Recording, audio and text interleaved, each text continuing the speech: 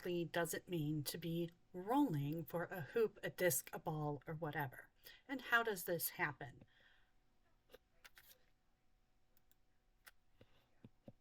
So, when we have a hoop, a disc, a ball, and who is rolling around its center of mass is where the axis of rotation is, what we'll have is a combination of both rotational motion and translational motion.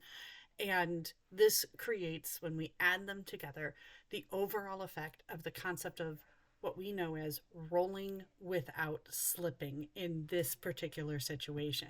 And what that basically means is that the velocity of the center of mass is equal to the velocity at the edge of the system, which, yes, means at the point of contact, the object is actually at rest. So any frictional force that we experience there would be static friction.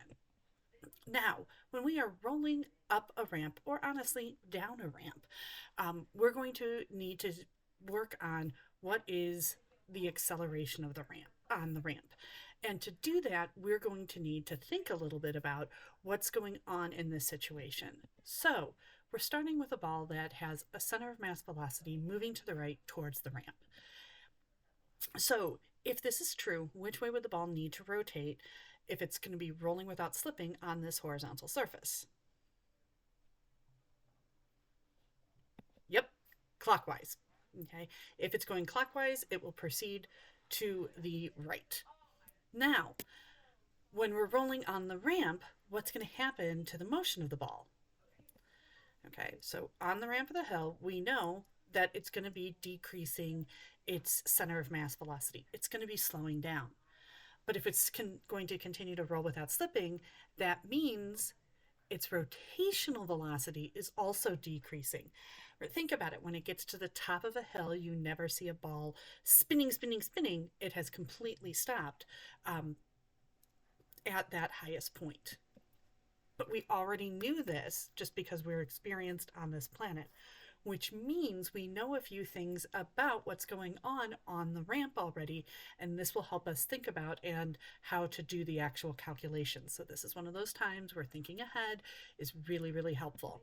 And we know that the linear acceleration is going to act down the ramp, and the angular acceleration is going to have to be counterclockwise to match this motion that we already knew about. So, what is the actual acceleration of the ball while it's on the ramp? Well, first of all, we know that the acceleration is going down the ramp, and that for linearly and angularly, it's experiencing a counterclockwise acceleration. So we're going to make those directions the positive directions. So when we're dealing with forces, we're going to use our standard equation F net equals ma, and in this situation the forces down the ramp are mg sine theta, and the force going up the ramp is the force of friction. But we're also going to have to address the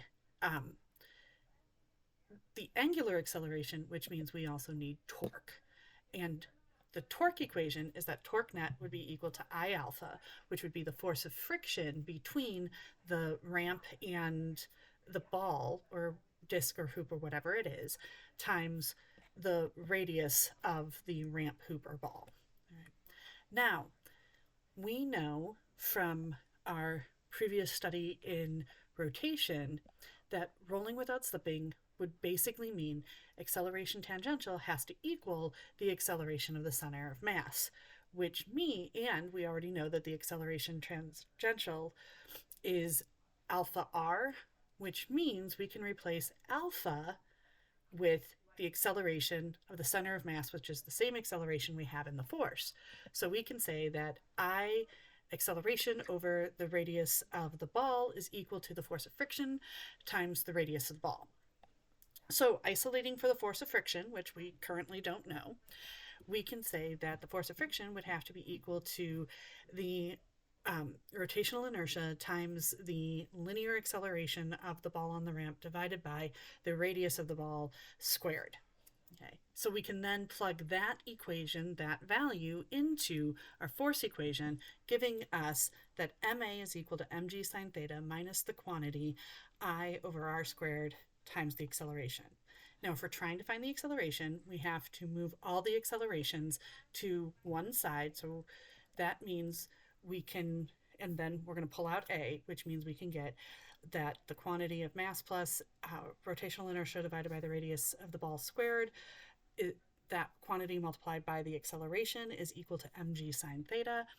And then isolate for the acceleration, giving us this equation. And that means that when we have a ball rolling on a ramp, okay, the acceleration of the ball rolling is going to actually be less than the acceleration of a sliding box or something like that that is not rotating. Thanks.